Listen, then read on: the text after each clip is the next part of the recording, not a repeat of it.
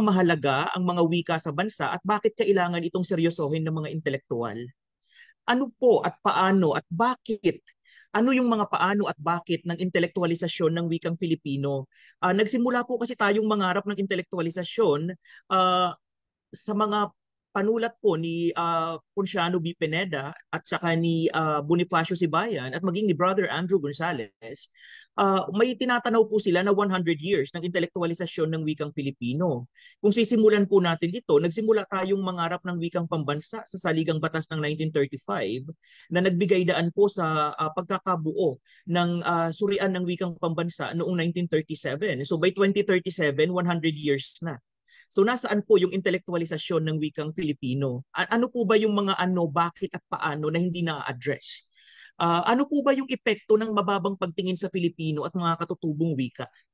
Di po ba? Tatalakayin ko rin po yung mga usaping pangwika na may direktang kaugnayan po sa mga usaping pangkapayapaan at konsepto ng pagkakaisa-isa. Hinggil dito, ano po ba yung mga dapat isaalang-alang? Bakit marami ang nananatiling marginalized o nasa laylayan? Ano ang banta kapag manatiling marginalized o nasa laylayan ang mga Pilipino at ang mga katutubong wika or ang wikang Filipino at mga katutubong wika? Bakit mahalaga ang tangkilik ng mga makapangyarihang sektor sa wika?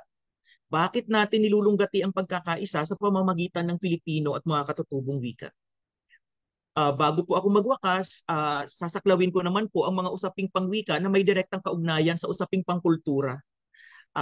Ano-ano po ba ang mga suliraning pangkultura na direktang nakaugnay sa wika? Ano po yung mga dapat nating gawin at ilan pong mga paalaala sa ngalan po ng wika, kultura at pagkakaisa? So, ibig ko pong pakinggan po natin ang isang maikling pahayag ko na po ito na binanggit ko sa press conference po ng Buwan ng Wika noong nakaraang taon, 2024.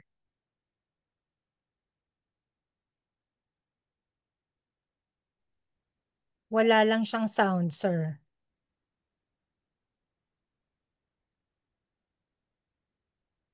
Sir Jomar? Yes, ma'am? Wala po siyang sound. Oh, Kenneth, may sound ba sa end ninyo? meron po, ma'am. Wala pong sound sa amin. Sige po. Kenneth, kung kaya Apo. mo nang i-share. Laktawan ko na lamang po ito, ma'am, kung hindi naman po naririnig ng ating mga kasama. Okay po, ang tinutumbok lamang po doon sa maikling video na iyon ay yung kahalagahan ng intelektualisasyon. Sinasabi po dito ng intelektualisasyon ay hindi lamang gampanin ng mga guro sa Filipino na paborito nating sisihin tuwing may nakikita tayong suliraning pangwika sa Pilipinas. Gayon din po ng mga ahensya at mga universidad. Hindi po ganun. Ang malaking kaganapan po ng intelektualisasyon ay ang pagtangkilik dito ng mga intelektual na sektor ng ating lipunan. Ibig sabihin po sa usapin ng prestehiyo at sa punto ng prestehiyo, dapat po yung mga makapangyarihang puwersa, ang mga scientist natin, dapat po ikinikwento nila sa bayan yung kanilang siyensya. Yung mga intelektual natin, ganun po ang dapat na ginagawa. Sa ganitong paraan po, yung karunungan ay hindi nagiging monopolyo ng iilan.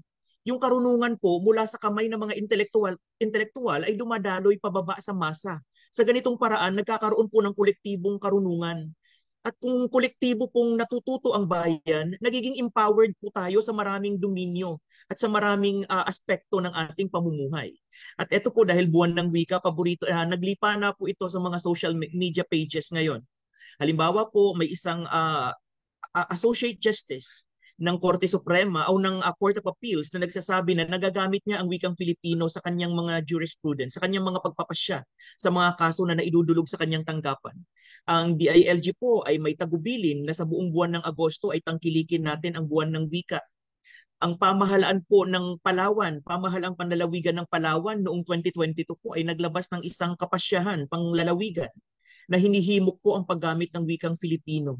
Marami po ito, ma'am, na sa tingin natin ay nakaka-boost ng ating moral bilang mga tagatangkilik sa wika. Pero pagkatapos po ng Agosto, naiiwan po yung momentum eh. Hindi nagpapatuloy. Uh, ano po ba yung intelektualisasyon? Ayon po kina Zafra at Baroquillo, ang intelektualisasyon daw po ay proseso kung saan pinauunlad ang wika upang magkaroon ito ng kapasidad sa pagbuo ng wasto, tiyak at kung kakailanganin ay ng mga pahayag na abstract. So ibig sabihin nagagamit siya sa mga matataas na uri ng diskurso, intellectual discourse, ika nga. Ah, kabilang na po ang mga sulating agham at pampilosopiya. Kinikilala rin bilang intellectualized language ang isang wika kung ito ay ginagamit sa pananaliksik. 'Di ba? Hirap tayo diyan. Hindi nga tayo makapaglathala ng saliksik sa Pilipino. Para matangkilik tayo sa Scopus ika nga kailangan may salin sa Pilipino at sa Ingles at bilingual yung ating ating mga saliksik. Ganun din po sa pagsasagawa ng batas at iba pang forma ng komunikasyon na itinuturing na intelektual. Para naman po kay Randy David, ito po ang kanyang obserbasyon. Matagal na po ito, 1988 pa. Kung ating susuriing mabuti ang sitwasyon ng ating pambansang pagkabihag, mapapansin na malaking bahagi ng suliraning ito'y may kaugnayan sa kakulangan sa pagpapahalaga sa ating sariling kakayahan. Diba? Kabilang mukha pa lamang ito ng sobra-sobrang pag-asa at pagtitiwala natin sa mga dayuhan. Kaya nga po sa Pilipinas, sinasabi nila, ang lahat ng bagay na maganda kailangan nakapapasa sa pamantayang kanluranin. Kahit ang konsepto natin ng pagiging maganda at gwapo, nakakulong tayo sa konsepto ng tall, dark, at handsome. At si tall, dark, and handsome, may detalye yon, kailangan matangos ang ilong noon. Di po ba? Ang babae, kailangan maputi ang balat. Kailangan malaki ang dibdib. Kailangan matangos ang ilong. Kung titingnan po natin, hindi po yun ang typical na description ng kababaihang Austronesian o ng babaeng taga-tibog silangang Asya. So makikita nyo po yung pamantayan natin ng maganda at mainam, laging kinakailangan may Western validation. Ito po yung ibig tumbukin ni Professor Randy David. Para naman po kay Renato Constantino, 1966 pa po ito, ang sakit po ng kanyang pahayag. At ito po ang dahilan kung bakit kailangan natin ng intelektualisasyon. Dahil sa totoong buhay daw po, kakaunti lamang ang mga Pilipino na maaaring masabing intelektual na nagsusuri, nagtataya at nakauunawa sa lipunan bilang isang kabuoang ugnay-ugnay. Marami sa ating mga kababayan ang nagmamalaking sila'y kabilang sa intelihenteng sektor ng bansa. Ipinagmamalaki pa ng ilan sa kanila ang pagka-intelektual, ngunit sa katunayan, ang marami sa kanila ay semi-intellectual lamang.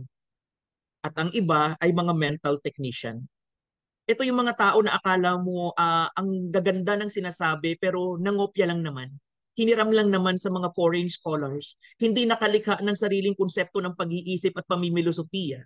Delikado po ito kasi ayon nga po kay Dr. Florentino Timbresa, ang sino man daw na nag-iisip gamit ang pag-iisip ng iba ay walang sariling pag-iisip. So sa ganung punto, tila po nalalayo at nalilihis po tayo sa ating pagtugis sa intelektualisasyon.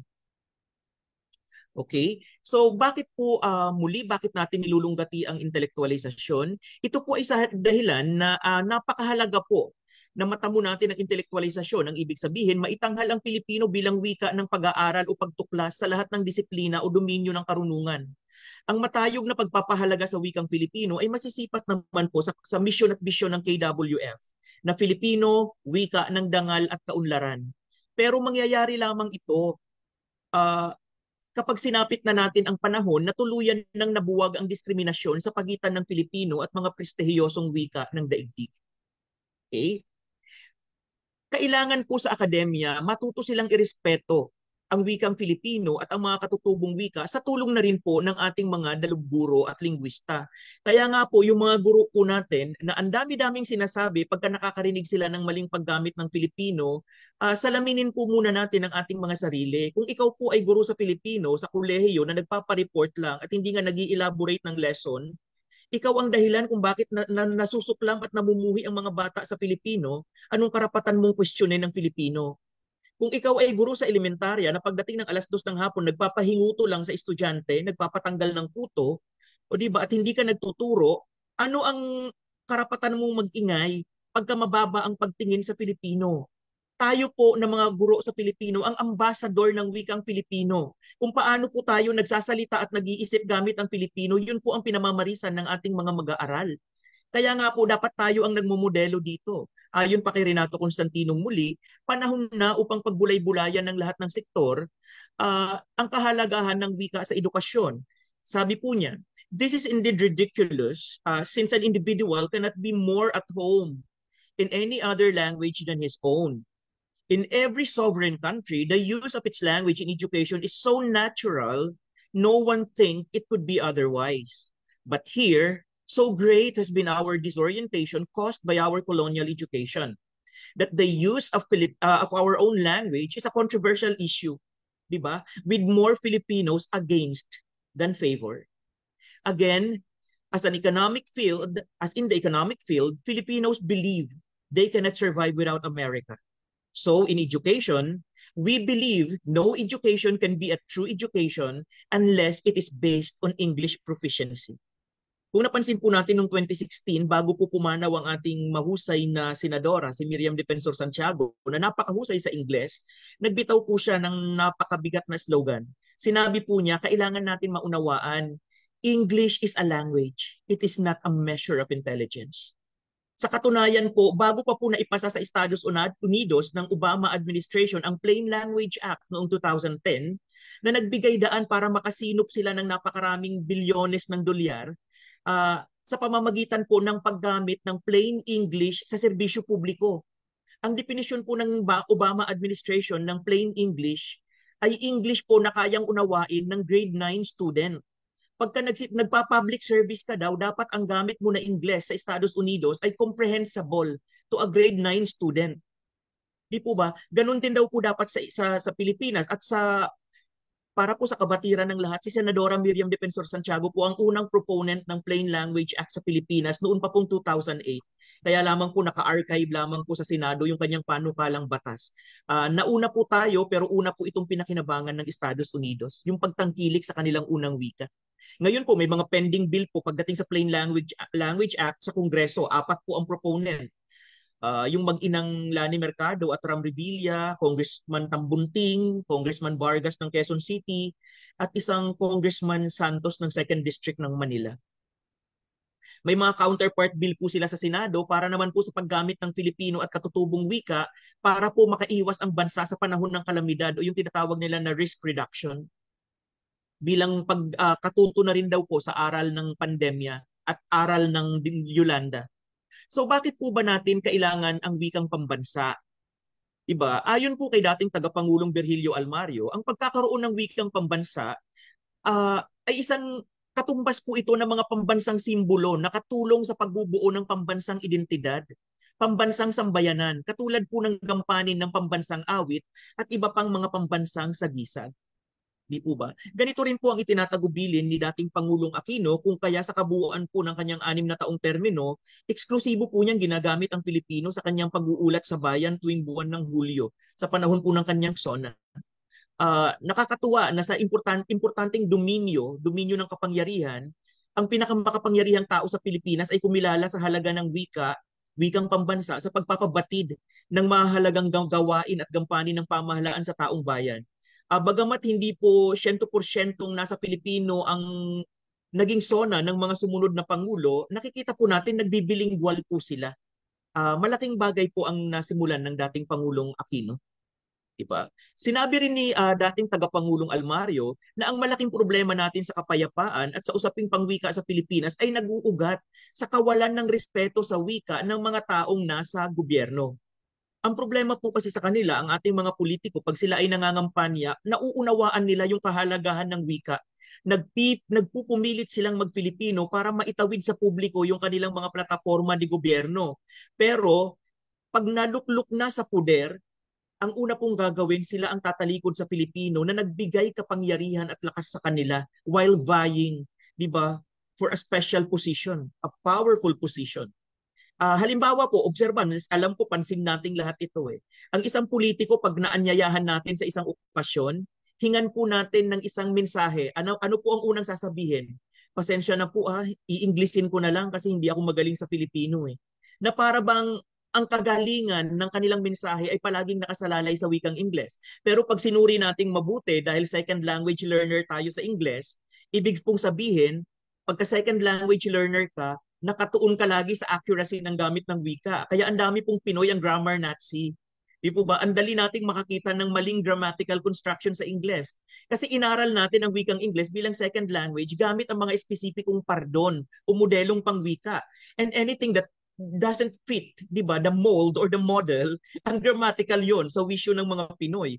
Kaya pag sinuri natin ang mga mensahe ng mga politiko, nakikita natin, hindi rin naman sila magaling umingles at hindi rin naman matino yung Ingles nila.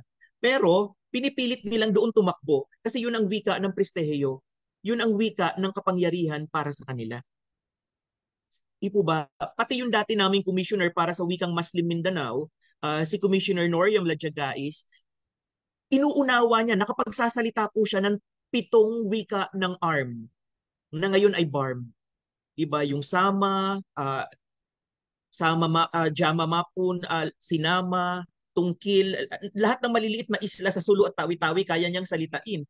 So naging mahalagang kasangkapan siya ng Aquino administration para sa peace and order sa region. At sa kanyang naging karanasan sa pagsusulong ng usaping pangkapayapaan, nakita niya iisa ang sekreto. Kapag naramdaman ng kausap mo na wala kayong language barrier, na mabilis kayong nagkakahiraman ng ideya at mabilis yung apuhap nyo sa sentido komun ng bawat isa, madali ang sinserong pag-uusap. Madali ang pagtatamo ng kapayapaan. Pero hindi po ito ang nangyayari kasi yung mga negotiator natin, ini-Ingles ang katutubo. Ini-Ingles ang mga rebelde. Ngayon, ang mga rebelde nire-representa naman ng mga tao na marunong mag-Ingles. So ano ang nangyayari? Superficial yung kanilang mga napagkakasunduan. Kasi hindi narinig kung ano yung totoong pighati at pinagdadaanan ng ating mga katutubo. So ito po yung binabanggit ko kanina na pagka-disenfranchise ng marami nating kababayan sa sandali na hindi natin kinilala yung kanilang katutubong wika, yung kanilang unang wika. Bakit po? Kung meron po tayong isinisigaw na human rights, ang linguistic right po ay integral component po ng human rights. Pagka pinagkakaitan mo yung tao na mairepresenta ang kanyang sarili gamit ang wika, 'di ba? Kung saan naka-envelope o nakakulong ang lahat ng kanyang pagkatao, ng kanyang identidad, hindi mo po kinikilala ang kanyang human rights. Okay? So, ano po ba ang mga dapat isaalang-alang? Dapat po, pagkakausapin natin ang mga katutubo, tiyakin natin na dumadaan tayo sa tamang proseso. Dadaan tayo sa IPRA, isasaalang-alang natin ang IPRA, ito po yung batas na lumilikha sa NCIP, National Commission on Indigenous Peoples. Susundin po natin ang mga proseso ng pre-prior and informed consent. Kasi po ang impormasyon na hawak ng mga katutubo, communal po iyan. Ibig sabihin, pag-aari ng lipunan, pag-aari ng grupo. Hindi po yan dapat kinikidnap natin pa isa-isa gamit yung mga contact natin sa loob ng tribo. Okay? Suportahan po natin ang pakikibaka para sa pagkakakilanlan o kasarinlan at malayang pagpapasya ng maraming grupo sa ating bayan. Isali po natin sa diskurso ang mga historical injustices po na naranasan ng mga katutubo kapag pinag-uusapan natin ang peace talk. Kwento po nila ito hindi po natin ito kwento. Sila po ang nangihiling ng respeto at pagkakakilanlan. Pakinggan po natin kung ano yung mga gusto nila. At maipapahayag lang po nila iyon kung bibigyan natin sila ng wastong representasyon sa wika. Ano pa po? Unawain natin na ang pag-iral ng diversidad pangwika sa Pilipinas ay hindi ito problema para magkaroon tayo ng peace and order. Ang pagkakaroon natin ang pagiging multilingual na bansa ng Pilipinas ay indikasyon ng pagkakaroon natin ng isang masiglang linguistic ecosystem. Ano po ang ibig sabihin nito? Kung makikita niyo po, ang maraming wika sa Amazon at sa South America napuksa ng Espanya . Kaya nga po naging America Latina yung kontinente na iyon, ang buong South America. Di po ba? Pero sa Pilipinas, 333 years tayo under Spain, pero nakita natin nag-thrive yung ating mga wika sa Pilipinas. So masigla po ang ating linguistic ecosystem. Huwag po natin siyang tingnan na problema. Tingnan po natin ito bilang isang magandang oportunidad. Hindi po ba? Oportunidad daw ito para makita ang kakanyahang pangkultura ng mga taong gumagamit ng bawat wika. Ang problema, ultimo sa bilang ng wika, nag-aaway-away tayo, depende sa mga language organization. Pagka tiningnan natin ang language of the household ng PSA, Philippine Statistics Authority, ang bilang nila ng mga wika sa Pilipinas nasa 200 plus. Pagka SIL, 178 to 180 plus. Pagka-komisyon sa wikang Pilipino, nasa 135 kami kasama ang FSL o Filipino Sign Language. Bakit ganun kababa yung bilang namin? Kasi po maraming wika sa atin, ang dialekto binilang nila bilang hiwalay na wika. Hindi po ganun. Halimbawa po, pag tiningnan niyo po yung language of the household, ang dami pong lumalabas na wikang Chabacano, Chabacano di Davao, Chabacano di Zamboanga, Chabacano kung saan-saan. Kasi sa language of the household po, pagka nagsusurvey sila, tatanungin nila yung tao, ano po ang wika niyo dito? Halimbawa, sa Davao ginawa ang census. Pag sinabi po nung may-ari ng bahay, yung ikinakapanayam nila na ang wika nila sa bahay ay Chabacano, ika-classify nila yun, Chabacano di Davao. Diba? Chabacano di Iloilo. Pero sa totoo lang po, wika po yun ng mga Chabacano na galing sa Zamboanga. Chabacano lang po yun, isang bilang. Pero nakita nyo mahigit 10 ang bilang ng Chabacano ng language of the household ng PSA. Ganon din po ang wikang Cebuano, pinagtatawag nila ng kung ano-anong pangalan. 'Di ba? Ang wika po para maituring natin na magkaiba, kailangan munang malusaw yung mutual intelligibility. Kailangan maghiwalay sila sa aspekto ng gramatika o syntax at bokabularyo. Kasi pagka magkaiba na yung bokabularyo, wala na yung pagkakaintindihan, lusaw na yung mutual intelligibility. So pagka magkaiba yung syntax o grammatical structure ng wika, malamang magkaibang wika na talaga iyon. So hanggang ang Cebuano na sinasalita ng ating vice presidente, halimbawa sinasalita niya, ang tawag niya doon ay hindi daw yung Cebuano. Kaya nung kanyang panunungkulan sa DepEd, ayaw niya sa MTV MLE. Kasi na-disenfranchise daw ang maraming kabataan sa Davao kasi ang ginagamit daw na teksto o kagamitang panturo o learning materials ay in Cebuano. Hindi naman daw Cebuano ang wika nila. That is a faulty analysis. Kasi po, nung nagsalita siya gamit ang wika niya sa Davao, nung sinalita niya yung sa Bohol, naintindihan siya ng taga Bohol eh. Naintindihan siya ng mga taga Cebu. Naintindihan siya ng mga maraming tao sa Visayas at Mindanao.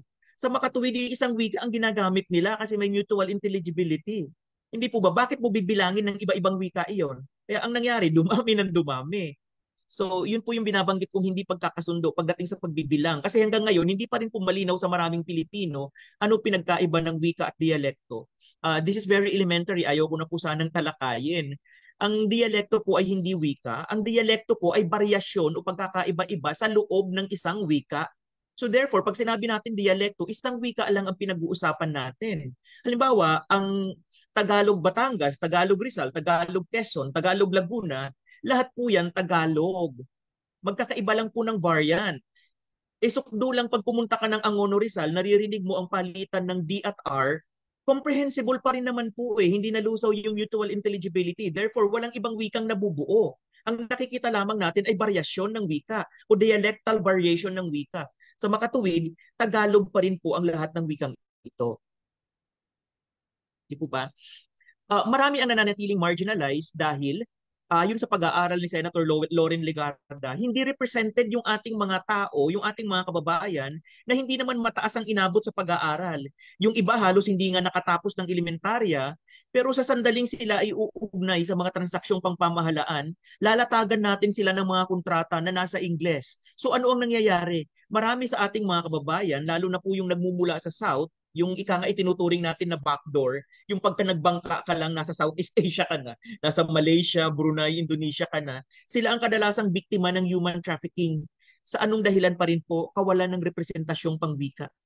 Nilalatagan sila ng mga batas at kasunduan na hindi naman po nila ganap na nauunawaan at wala namang nag-i-interpret nito para sa kanila. Basta na lamang sila pinapipirma. Kaya nakakatuwa po yung ginagawa ng Games and Amusement Board. Yung mga atleta po na nakukuha nila sa iba't ibang bahagi ng Pilipinas, lalo na po yung mga hindi gaanong mataas ang inabot na edukasyon, tinitiyak po nila na naisasalin nila sa mga wikang katutubo yung mga kontrata na pinipirmahan ng mga atleta, lalo na po yung mga boksingero na ikinukumpit natin sa ibang bansa. Ano po yung inclusion sa kontrata, ano yung maaari nilang matanggap, ipinaliliwanag yun sa kanilang katutubong wika. Dapat pamarisan po ng marami yun, yung ginagawa ng Games and Amusement Board. Okay? Hinggil po sa Pilipino, ayon kay Dr. Sue Salazar, napakahalaga nito dahil dito natin iniingatan ang malaking bahagi ng ating nakaraan, lalo na noong mabuo ang lipunan at estadong Pilipino. Hindi lamang sa mga dokumentong personal, opisyal o panliteratura, kundi maging sa bokabularyo mismo ng wika. Napansin niyo po kung pamilyar po kayo lagi sa mga panayam ni Dr. Felipe De Leon, isa sa mga tagapagtaguyod natin ng psikolohiyang Pilipino sa kasalukuyan kasi wala na yung mga nauna sa kanya eh. Nakita niyo po ang laki ng pagpapahalaga at pagdidiin niya sa wika na ang mga wika sa Pilipinas ay magkakapatid. Ano pa ba? At hindi dapat magturingan at na magkakalaban at magkumpetensya laban sa isa't isa. Hindi po ba? Ah, Lahat ng ating mga dakilang pag-iisip naka-envelope, nakakulong sa wika. Hindi po ba? At wala nang ibang makapagre-representa doon, kundi yung wika mismo ng komunidad na pinanggagalingan ng kultura. So dahil hindi po natin gaanong binibigyan ng prestehyo ang mga katutubong wika sa bansa, viral po ito, meron po tayong 4 na wika sa Pilipinas na nanganganib. Yung iba nga po sa kanila, tuluyan nang nawala kasi nasa kategorya na po ng pagiging moribund. Pag sinabi po natin na moribund, wala na yung transferability. Hindi na naipapasa ang wika sa mga kabataan o mga bagong henerasyon. Naiiwan na lamang po ang wika sa matatandang miyembro ng komunidad, sa mga lolo at lola. Okay? So, ano po ang nakataya pagkaputuluyang nanatili sa laylayan o marginalized yung ating mga katutubong wika? Posible po itong maglaho o mawala. At pagka nawala ang wika, malaki po yung nawawala sa atin. Dahil ayon po sa mag-asawang linguist na sina Anderson, language loss daw represent not just scientific loss or loss of technical expertise. Losing one's first language effectively means forfeiting much of one's social and cultural identity. Yung mga kababayan po nating Negrito na sa dahil po sa usapin ng displacement at usaping pang-ekonomiko ay umalis sa kanilang ancestral domain, bumaba ng bundok, pumunta sa patag, nakipamuhay sa mga taga-patag. Sila po ang nag-adjust. Pinorfit nila yung kanilang identity para makaakma. Ang problema po dito, kailangan nila yun to survive eh. Ang problema dito, ano ang garantiya na muli nilang marireclaim yung iniwanan nilang wika sa kanilang ancestral domains kung wala na silang kababayan na babalikan doon. Kailangan po natin maunawaan, karamihan po ng mga wika sa Pilipinas ay unwritten languages. Kaya ang hirap po ng usapin ng revitalization pag ang isang wika ay isang oral language lamang at ayon sa wika sa estimate ng UNESCO para maging vital o matatag ang isang wika kailangan niya ng at least 200,000 speakers. Marami po tayong wika sa Pilipinas na below 60 ang speaker. 60. In the next few years, it's bound to vanish. Di po ba? May mga wika tayo na below 10 na lamang po ang speakers. Di po ba? At ang pinakamasakit na katotohanan dito, hindi po ito naisulat. Halimbawa po ang huling nagsasalita ng Chabacano de Ermita ay namatay noong 2003 or 2004. This language was never written. So wala tayong oportunidad ngayon para malaman the beauty of that language. Ano yung karunungan, kultura, at uh, yaman na nakapaloob sa wika na iyon. Buti ngayon may mga ilang-ilan pang nagtatangkang buhayin at pasiglahin yung Chabacano ng Ternate, Cavite at yung Chabacano ng Malolos. Pero hindi po ganun kasi kalakas ang suporta ng LGU at saka ng mga ahensyang pampamahalaan. So, ganun. Losing a language means forfeiting much of one's social and cultural identity. Diba? To claim that social meaning can remain the same when a different language from a different ethno-cultural point of origin is employed, it is to misinterpret the dynamics of symbols of insiders. Di po ba? To any culture. So prone to misrepresentation na po ang marami nating kababayan na naobligang mag-adapt. Di po ba? Idinagdag pa ng mag-asawang Anderson na ang mga wika daw, they fare better when they have political, sociocultural, or other public recognition. Kaya po kanina, ganun na lang yung paghimok ko na trabaho ito ng mga intelektual. Di po ba? Kita nyo, pagka ma-impluensyang tao ang gumagamit ng wika, sumusunod ang bayan eh. Kahit yung idiolectal, yung individual speech habit ng tao na yun, kinokopya nila. Isipin mo, ang daming tao kumokopya sa pananalita ni Chris Aquino at the peak of her career. So sabi nga nila, ang pananagalog daw po at pagpipilipino ni Chris Aquino, yun daw ang de facto na mukha ng wikang pambansa. Kasi kung titingnan natin, sino pa ba sa Pilipinas ang nagsasalita ng purong Tagalog? Di po ba? Dalawa lang daw ang struktura ng wikang Filipino, Taglish at Engalog. At ang reflection daw noon, ang ambassadress noon ay si Chris Aquino. So nakita nyo po, pagka may political prestige at respetado yung taong gumagamit ng wika, tinatangkilik at sinusundan siya ng bayan. Pero po, pag ang mga intelektual natin mananatiling mababa ang pagtingin sa wika, mananatili po yung hindi pantay o patas na pagtrato. sa mga wika. So marami ang naiiwan, iilan ang umaangat. Maswerte nga po ang Pilipino kasi pinangalanan siya sa Saligang Batas ng 1987 bilang opisyal na wika at pambansang wika ng Pilipinas kasama ang Ingles. Kung hindi po, talagang maiiwan ang Pilipino sa kawalan kung walang constitutional mandate.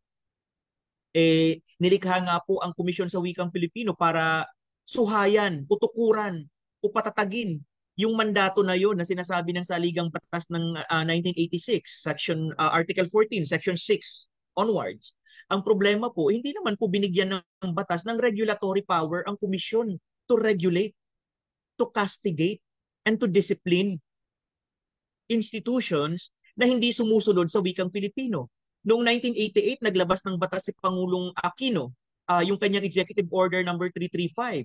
Sinasabi niya lahat ng ahensya ng gobyerno dapat gumamit ng wikang Filipino, GOCC man ito, gumamit ng wikang Filipino sa mga opisyal na transaksyon, komunikasyon at korespondensya. Pero basahin po natin yung 5 tadhana ng Executive Order number 335, wala pong police power ang EO na yon. Wala po kasing binabanggit na parusa. So bakit ka gumawa ng batas? Hindi po ba na walang pangil? Sino ang susunod sa batas na wala ka naman palang pwedeng maging parusa pag hindi mo tinalima? Eh di, hello and goodbye. Ganun lang po ang nagiging pagtrato ng bansa. So kailangan po ng ating mga lawmaker i-revisit yung ating mga language laws. Hindi po ba? Lagyan po ng regulatory power ang ating mga language agencies para po magkaroon kami ng kapangyarihan na tawag dito, magtagubilin at magtadhana, diba, ng mga tuntunin at pulisiya sa ating mga ahensya ng gobyerno at mga universidad, paaralan sa kabuuan. Di po ba? Nagkakaganito daw po tayo kasi problema natin ang unity o pagkakaisa sa Pilipinas. Kasi nga po, yung physical na kalagayan ng ating bansa, being an archipelago, diba, is already a problem. Di po ba pinagitnaan tayo ng mga anyong lupa at anyong tubig eh. Di ba pinaglayo-layo tayo physically eh. Wala po sanang problema kung puro anyong tubig lang. Pero ang dami pong kabundukan eh. Pansinin niyo po kasi pag kayong mga lugar konektado ng tubig, walang problema sa wika yung mga tao eh, na itatawid yung wika eh. Tingnan niyo po ang Guimaras na kaharap sa Iloilo. Di ba? Konektado ng dagat. Hiligaynon po ang sinasalita sa Guimaras. Pumunta po tayo sa bahagi ng halos kabuuan ng Negros ay nagsasalita ng Hiligaynon. Pero somewhere in Negros, tumayo po ang Mount Canlaon. Ano po ang nangyari? Sa likuran ng Mount Canlaon, ang mga tao nagsasalita ng Kineray-a. Pumunta po tayo sa Cordillera, napakarami po nilang wika. Diba? Dahil sila ay mabundok. Pero pumunta po tayo sa wika na konektado ng tubig, ang Bohol nakaharap sa Ormoc, Cebuano ang wika parehas. Ang Ormoc at Bohol nakaharap sa Cebu, nakatawid ang wika.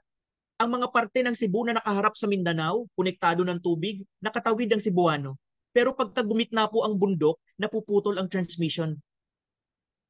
Di po ba? At doon tayo nagkakaproblema sa usapin ng pagkakaunawaan at pag-harmonize ng mga public discourse. So, ito yung sinasabi niya, nagkapangkat-pangkat ang dating iisang lahi. Ang pagkakaunawaan ay naging limitado sa sariling barangay. Siguro naririnig natin yung political cliche, baryotic ka. Pag sinabing baryotic ka, hindi ibig sabihin noon hindi ka sulong, hindi ka advanced. Hindi ibig sabihin noon hindi ka educated. Ang ibig lamang pong sabihin ng baryotic, yung iyong loyalty wala sa national flag. Di po ba? Wala kang kakayahang lumabas sa konsepto ng barangay. Wala kang konsepto ng bayan. Wala kang konsepto ng rehiyon. Wala kang konsepto ng lalawigan. Papaano pa ang bayan? Kaya po ba hindi ba tayo nagtataka? Noong 1950s po, nagkaroon po ang National Historical Institute ng isang patimpalak. Isulat daw po yung talambuhay o yung biography ni Dr. Jose Rizal. Ang nanalo po doon ay si Leon Maria Guerrero, former ambassador natin sa Thailand. Natatandaan ko po siya kasi siya po ay may malaking kinalaman sa naging pag-angkin natin sa Sabah. Ano po yung titulo ng biography ni Rizal na isinulat ni Leon Maria Guerrero? Sabi niya, Rizal, the first Filipino. Bakit po ganun ang kanyang paglalaro ng titulo? Kasi po si Rizal, nung binabaril sa Luneta noong Disyembre 30, 1896, malinaw sa utak niya na namamatay siya hindi para sa Kalamba. Namamatay siya hindi para sa Laguna. namamatay siya para sa kanyang tierra patria o sa kanyang Pearl of the Orient Seas. So, sino ang mga sumunod kay Rizal? Ang tagal-tagal na, daang taon na ang pagitan natin kay Rizal. Sino ang ituturing natin na second waves of Filipino? Ito yung mga Pilipino na kayang lumabas sa konsepto ng barangay at tumawid papunta sa wisyo at o kaya ay mag-isip ng mga bagay na pambansa. Okay? So sabi ko nga kanina, na-confine ang unawaan sa isang rehiyon, na-confine ang loyalty sa barangay. Nagkaroon tayo ng cultural problem o problema pagdating sa cultural harmonization sa Pilipinas. Diba? Ayon sa UNESCO na nasa pag-aaral ni De Leon noong 2013, sinabi niya, ganito ang naging definisyon nila ng kultura. The whole complex daw of distinctive spiritual. So ang ating mga konsepto ng bathala, konsepto ng Diyos ay kasama sa ating kultura, material, intellectual, and emotional feature, diba, that characterizes daw a society or a social group. It includes not only the arts and letters, but also modes of life, the fundamental rights of human being, the value system, traditions, and beliefs. So kung ganito, ano ang naging problema? Simple lang naman pala. Kasi nga po, nawalan ng pagtatawid ng mensahe na confine ang understanding o pagkakaunawaan within the geographic location. Hindi tumawid sa pambansa. Ito po ang dahilan. Dahil po doon, nagkaroon tayo ng damage culture ayon kay James Fallows na sinasabi niya noon pang 1987. Masakit po ito kasi sinasabi ni James Fallows, ang dahilan daw po kung bakit mahirap ang Pilipinas, na sa totoong buhay ay napakayaman sa natural resources, ang dahilan daw kung bakit tayo mahirap ay dahil daw sa kultura. Sa Pilipinas daw, meron tayong tinatawag na culture of corruption. Ganun daw ka-endemic ang korupsyon na hindi mo na kailangan maging politiko. Ang mga Pilipino daw nagsasamantala sa isa't isa sa pang-araw-araw nilang pamumuhay. Gusto kong, actually nung una ako itong binasa noong 2007, ayoko na siyang ituloy kasi sinasampal ako ng katotohanan. Pero pagka inunawa mo at isinantabi mo yung galit at yung bias, nakikita natin marami siyang sinasabing totoo. O talaga naman, sa loob ng bahay, we practice bribery. Ang konsepto kasi natin ng reward para ma-reinforce yung positive behavior ay ini-equate natin sa bribery. 'Di ba? Ang paggawa ng tama is a moral and spiritual obligation. Hindi po ba? Kung ikaw ay bahagi ng isang pamamahay, ang paghuhugas ng plato, hindi mo kailangan ng reward para doon. Ang pagwawalis ng sahig, hindi mo kailangan ng reward. Pagka ang mga magulang mo nagpapakamatay sa paghahanap buhay para maipasok ka sa matinong universidad, pagka nag-aral ka ng mabuti, hindi mo kailangan ng reward. Obligasyon mong mag-aral ng mabuti para sa sarili mo, para sa magulang mo, at para sa bayan. Pero bakit pagka mataas ang grade ng bata, kailangan may bagong iPhone? Bakit pagka yung isang daycare student umuwi sa bahay at ipinakita sa nanay niya, Mama, may 5 stars po ako sa kamay because I did well today in school. Wow, ang galing mo anak. Sa Sunday may McDo ka.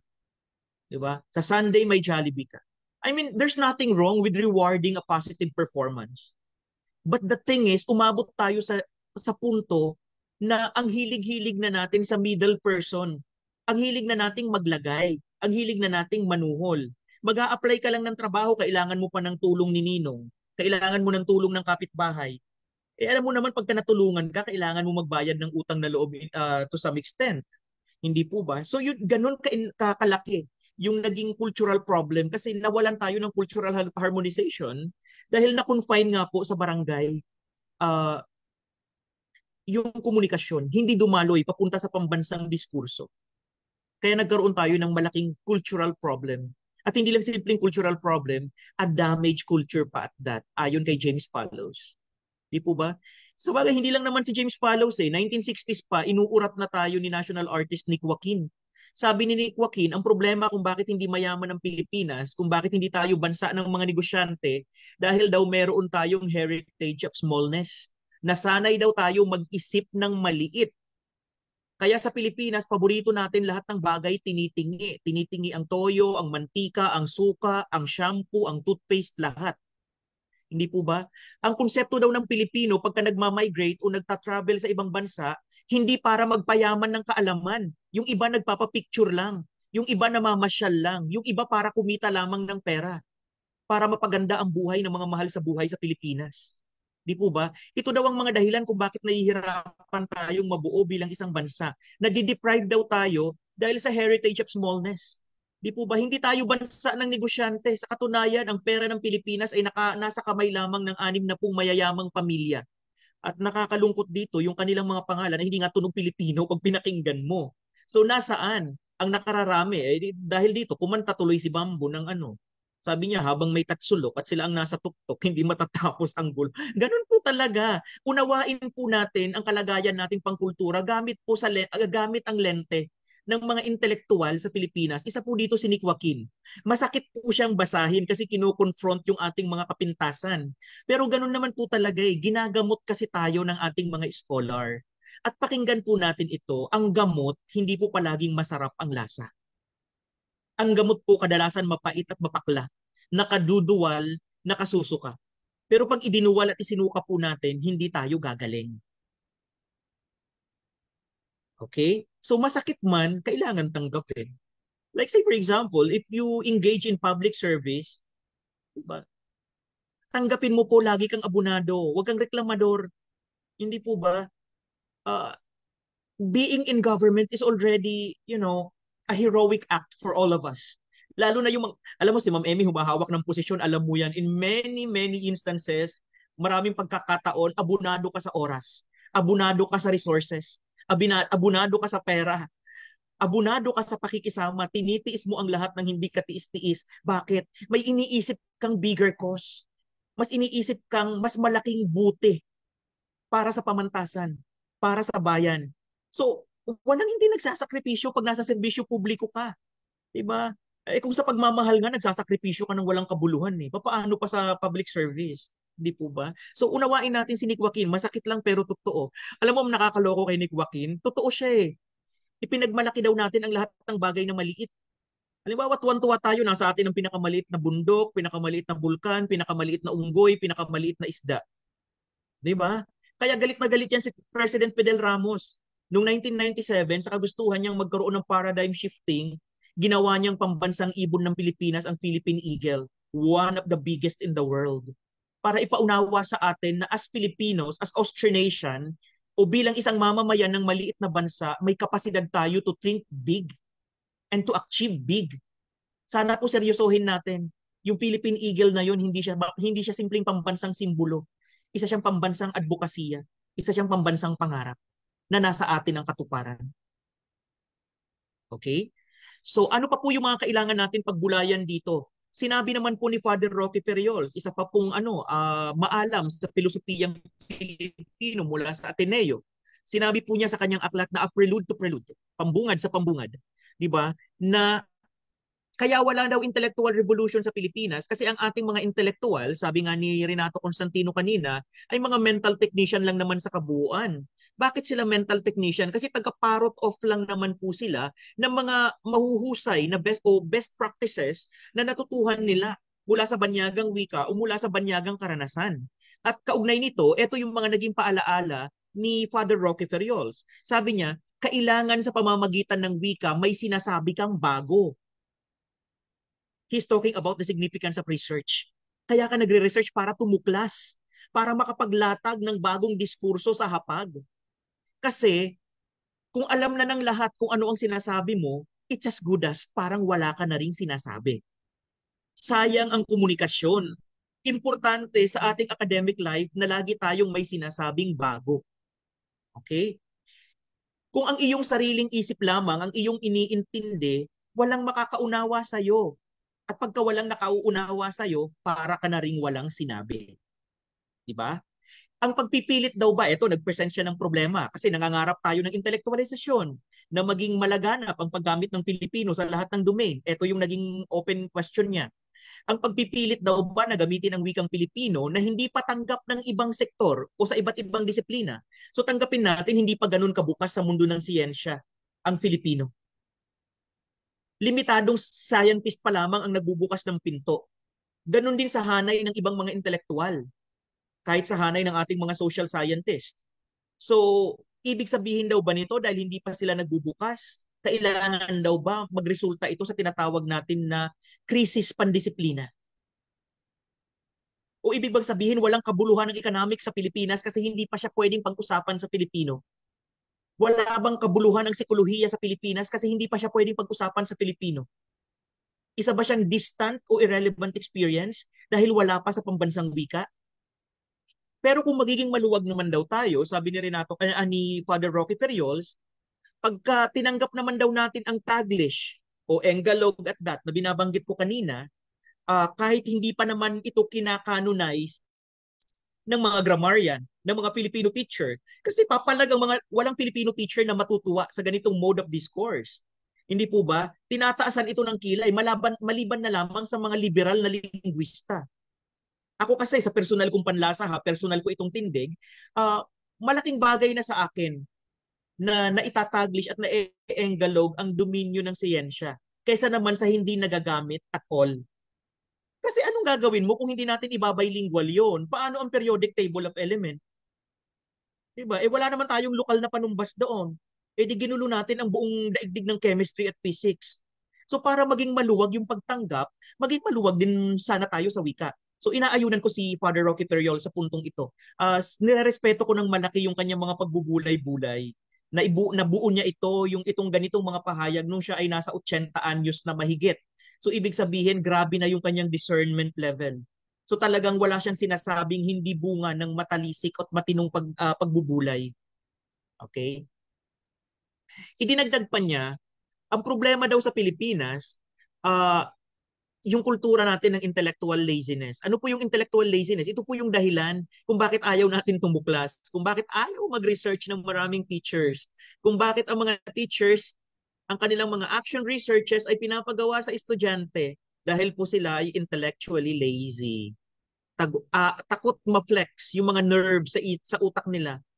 Masyadong pinipreserve yung mga nerve sa brain nila na para bang pag namatay sila, yung nerve nila pag kinain ng uod, yung uod na yung tatalino at yung talino ng uod na yun pakikinabangan ng sangkatauhan. Hindi po ba? Maraming ganun. So dapat tayo po ang lulunas dito sa intellectual laziness. 'Di ba? Wala daw tayong originality kasi ayaw natin tumuklas. Ayaw natin tumuklas kasi tamad tayong mag-isip. 'Di po ba? Palagi daw po tayong pahaging ito sa pagkakaroon ng pambansang insecurity. 'Di po ba? Ang Pilipino kailangan lagi ng Western validation.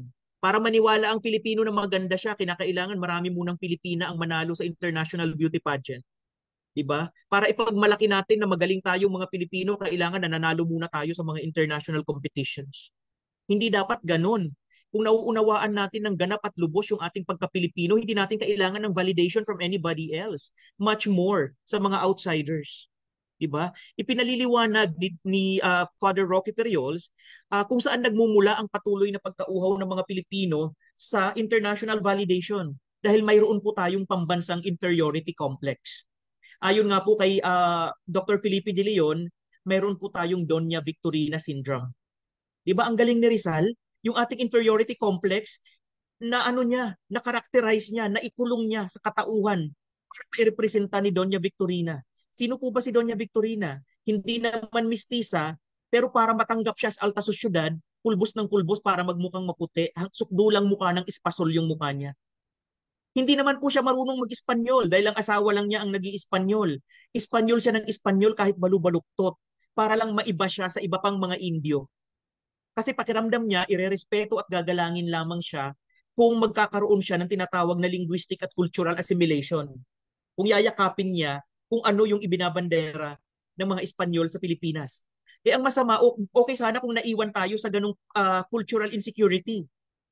Alam niyo po ba, tuluyan ng tinalikuran ng maraming Pilipino ang kanilang sariling identidad. Sa katunayan po, yung Doña Victorina syndrome natin mas malakas ngayon. Alam niyo po kung bakit. Sabi ni Dr. Felipe De Leon, ang Pilipinas daw po ang top consumer ng whitening products sa buong mundo. Nakalimutan natin na ang likas nating kulay ay dikta ng ating klima at ng ating lokasyon sa mundo. Kahit pangarapin natin yung Korean skin, huhulas din yan pag wala na ang maintenance. Hindi po ba? Ayan. So, napakalaki daw ng pagkakaugnay ng wika at filosofiya. Bakit? Sa wika natin na ipapahayag yung ating mga dakilang pag-iisip o butil ng karunungan. Hindi po ba? Kung watak-watak daw ang wikang ginagamit, watak-watak din ang filosofiyang lalabas. Kung watak-watak ang filosofiya, walang pambansang pag-iisip. Pag walang pambansang pag-iisip, walang pambansang pagkakaisa. Walang pambansang respeto sa pagkakaiba-iba ng bawat isa. Okay? So, philosophically, taglay na ito ng ating mga ninuno.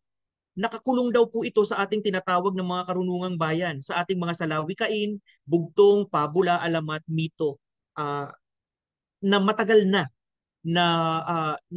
capture or napahalagahan ng ating mga ninuno. Mag-aral po tayo, mag-feature tayo ng isang salawikain na sinasalita ng mga Pilipino pre-Hispanic pa. Makikita nyo po napakatayog ng measurement at ideas ng ating mga kababayan in absentia of formal education. Likas na tayong nag-iisip ng mataas at dakila para sa bayan. Pansinin nyo ko, nasasabihin nga lang nila na bingi ang paraan ng pagsasabi ng ating mga kababayan, nagtataingang kawali. Di ba? Napaka-poetic, napaka-maindayog, at napakaganda ng konstruksyon ng ating mga karunungang bayan. At ito raw po ang pilosopiyang Pilipino na kailangan nating irespeto at igalang. Ang problema, ang baba ng tingin natin sa folklit o folk literature. Ang baba ng tingin natin sa folk culture as opposed to pop culture. So ano daw ang dapat gawin? Kailangan daw po maging Filipino-centric ang ating pag-iisip. Pagka sinabi daw po na Filipino-centric, ano ito? Ang pagiging Filipino-centric daw po, ibig sabihin, may batas po dito, Executive Order number 103, Series of 2019. Ito po yung paghahanda natin sa Philippine Quincentennial noong 1521. Dapat daw po, ituro natin ang hekasi at edukasyon sa pagpapakatao sa Filipino, the Filipino way. Filipino-centric.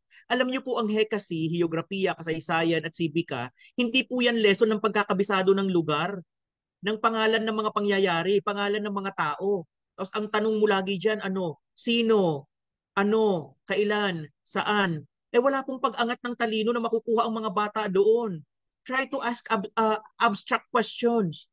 Ipasok mo yung bakit at paano para mag-invite ng malalim na pag-iisip. Hindi po ba? Ang hekasi education for citizenship po iyan. Dapat po, pagka dumaan ka sa hekasi mula elementarya hanggang grade 10, dapat po ang taas-taas na ng iyong civic consciousness. Kasi ang layunin po ng hekasi ay education for citizenship. Bakit po simpleng pagtatapon ng basura hindi natin alam? Bakit ang lakas mang-asar ng mga Pinoy? Bakit pag may nakalagay, bawal tumawid dito, nakamamatay? Binago na nga ng MMDA, bawal tumawid, may namatay na dito, o doon pa rin nagtatakbuhan ng mga Pilipino. Bawal umihi, o doon mapanghi. Bawal magtapon ng basura dito, naandoon ang lahat ng basura. Kaya tuloy sabi sa akin ng kaibigan ko, alam mo, sana naging animist na lang tayo. Sana bumalik tayo sa pre-Hispanic consciousness ng mga Pinoy. Yung mga panahon na sumasamba tayo sa araw, sumasamba tayo sa tubig. Kasi kung sumasamba tayo sa hangin, sa tubig, hindi polluted ang ating hangin kasi ginagalang natin. Kung sumasamba tayo sa tubig, wala tayong maruming kanal at estero sa Pilipinas. Kasi bakit mo tatapunan ng basura ang bagay na sagrado sa'yo? Hindi ba? O kung kailan nasa atin na ang biyaya ng edukasyon dahil na westernized tayo, o at saka tayo nawalan ng civic consciousness. Saan ba tayo dinadala ng ating karunungan at ng ating edukasyon? Daang-daang libo po ang nagtatapos ng kolehiyo taon-taon. Pero bakit wala tayong nararamdaman na intellectual revolution? Isa po to. Hindi po na ituturo ng tama sa formative years ang hekasi at edukasyon sa pagpapakatao. Dapat po yan Filipino-centric ang pagtuturo. At ano po yung Filipino-centric na yan? Dapat daw po ang itinatanghal natin dyan pagbabantayog at pag-unawa sa Filipino pride. Dapat ang isinisiksik natin dyan yung accomplishment ng ating mga dakilang Pilipino. Yung mga bagay na magpapatingkad ng ating pambansang identidad. Hindi po ba? At hindi yung kung ano-ano lang na mga walang kabuluhan. Ano pa rin ang ibig sabihin ng Filipino-centric? Dapat daw po multidisiplinaryo. Ibig sabihin, Inaanyayahan ang mga scholar mula sa iba't ibang discourse, utang na loob, maawa kayo sa karunungan ng bayan, mag-ambag kayo sa public discourse. Ano bang napapala nyo pag kinukulong ng mga sayantipiko o mga sayantista sa sarili nila yung alam nila? Eh di sila lang yung magaling. Eh di wow. Diba? Para saan ang pagiging magaling kung wala namang nakikinabang sa galing mo? Di ba sa ating mga guro, cliche na ito, pero ito yung pinaniniwalaan nating kasabihan eh. Ang husay at galing ng isang guro ay hindi nakasalalay kung gaano kalaki yung bahay niya, kung gaano kaganda yung sasakyan niya, kundi sa kung gaano karami yung estudyante na naging mas magaling pa kaysa sa kanya dahil sa mahusay niya at selfless na pagtuturo. Ang magaling na guro hindi madamot sa impormasyon. Kaya nung ako nagtuturo, ayaw ko na nag-uulit ng klase. Pag naging estudyante ko na kayo sa Filipino 1, ayaw ko na sa Filipino 2. Bakit? Lahat ng laman ng utak ko pinapakawalan ko sa klase. Bakit? Naniniwala ako na, every day could be our last day on earth. 'Di ba?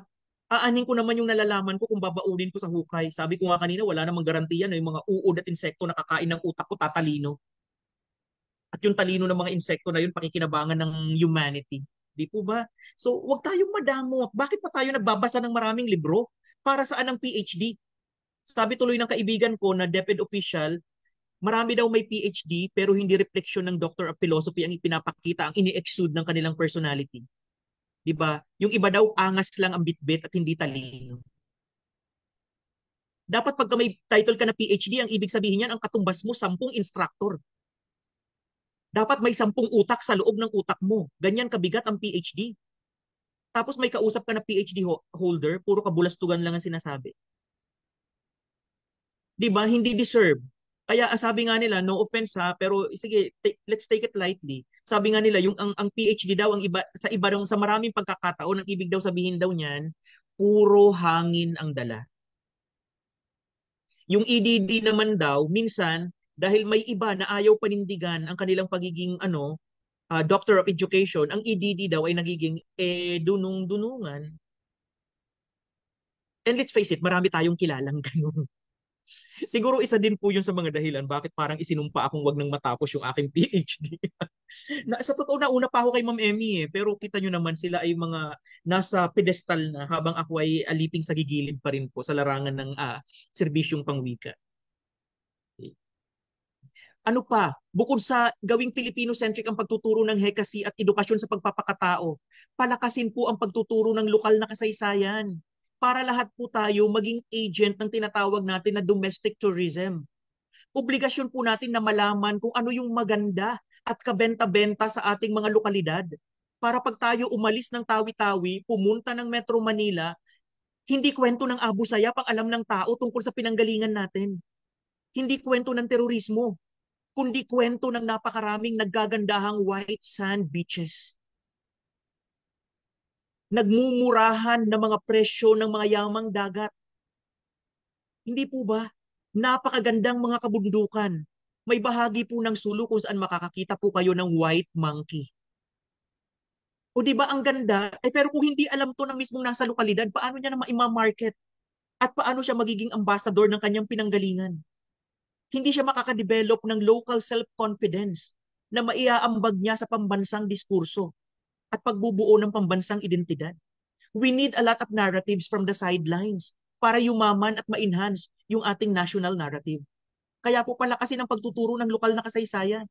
Sabi nila, no, hindi. Mag-i-invite lang yan ng further regionalism. I don't think so.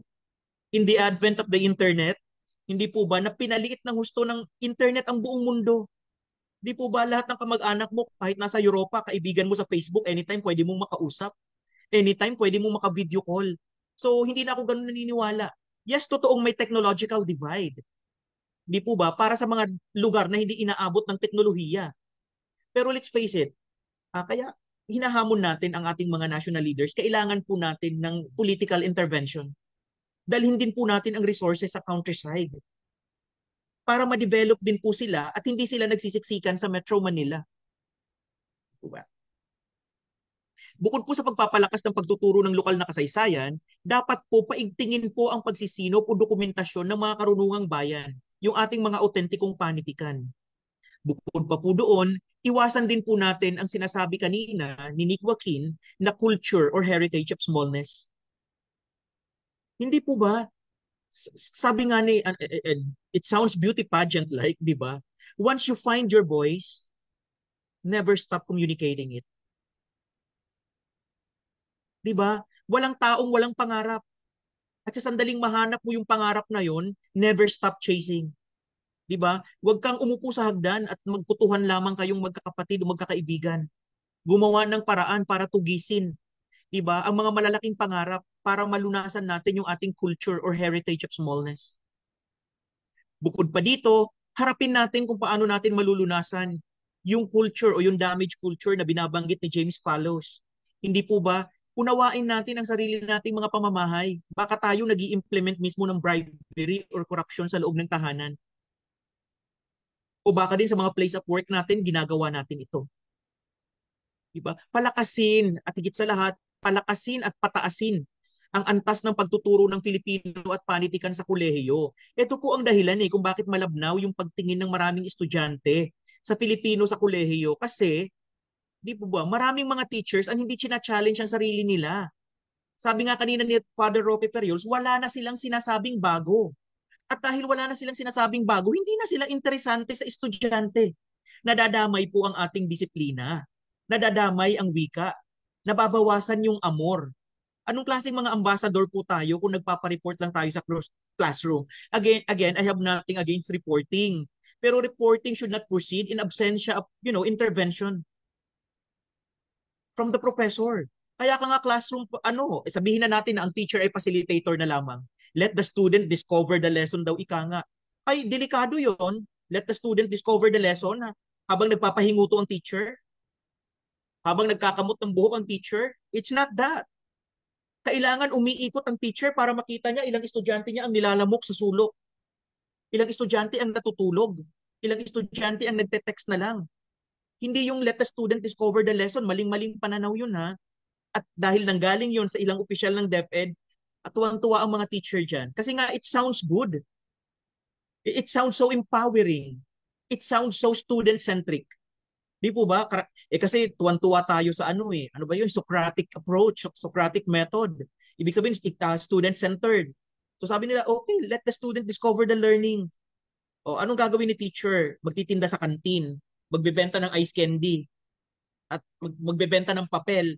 Ay, tigilan po natin yan. Yan po ang dahilan kung bakit ang pangalan ng may teacher sa Filipino, ang tawag sa kanya ng estudyante niya, hawak niya yung bata ng grade school, professional, engineer na yung estudyante, ang tawag niya sa teacher niya, si Ma'am Ice Candy, si Ma'am Lentwise, si Ma'am Bond Paper. Huwag po ganon. Dapat natatandaan tayo ng bata, batay sa mga makabuluhang diskursong iniwan natin sa classroom. Di po ba? Pataasin natin ang antas ng pagtuturo ng Filipino. Maganda yung ginawa ng Kagawaran ng Filipinolohiya sa PUP kasi in-institutionalize po nila yung pagtuturo ng intelektualisasyon ng wika. At marami pa silang mga matataas na uri ng subject na nagpapataas sa kalidad ng pagtuturo ng wika. Sana palakasin pa ito ng Kagawaran lalo at madagdagan pa ng maraming mga asignatura na nag-aanyaya ng mataas na uri ng pag-iisip.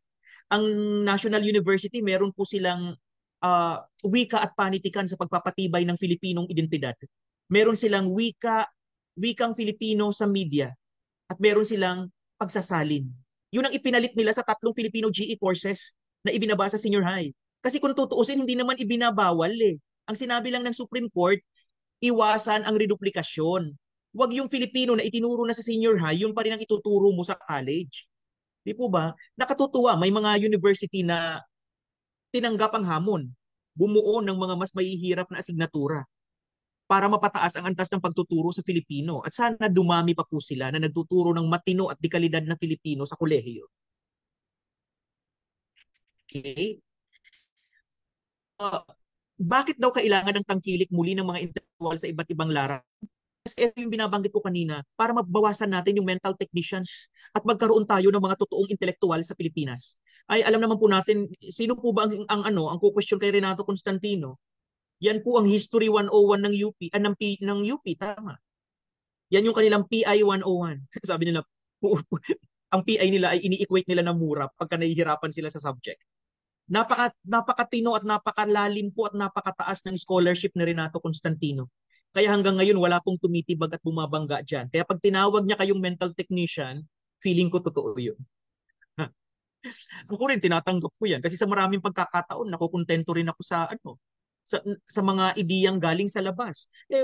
Kung maganda ang ideya kung maganda ang teorya kung maganda ang filosofiya uunawain ko muna at yayakapin ko muna bago ko gawan o hanapan ng lokal na paglalapat.